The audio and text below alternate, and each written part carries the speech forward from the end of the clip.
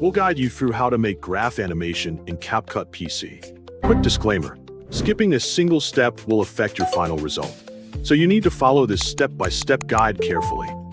If this guide helpful, don't forget to like and subscribe.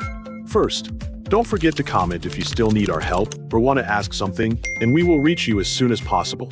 Second, open the Windows Start menu on your computer and search for CapCut using the search bar.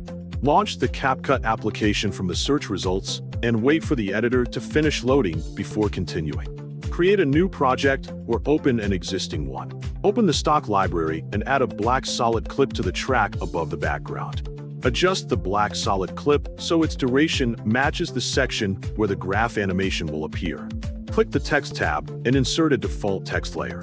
Type several dash characters to create the first graph line segment. Open the text settings and set the character spacing value to -4. Scroll down through the text settings and enable the glow option. Rotate the text layer and place it on the left side of the screen to create the first line segment. Duplicate the text layer by pressing Ctrl and C followed by Ctrl and V. Rotate, resize, and reposition each duplicated segment so they connect together to form a zigzag graph. Continue duplicating and arranging additional text layers until the complete graph is finished. Select every graph segment on the timeline, right-click, and choose Create Compound Clip to combine them into one object.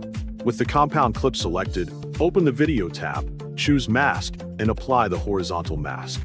Rotate the mask to -90 degrees so it moves across the graph horizontally. Move the mask to the starting position and add the first position keyframe. Move the playhead forward, reposition the mask to reveal the next section of the graph, and create another keyframe. Repeat the keyframing process until the entire graph is gradually revealed from beginning to end.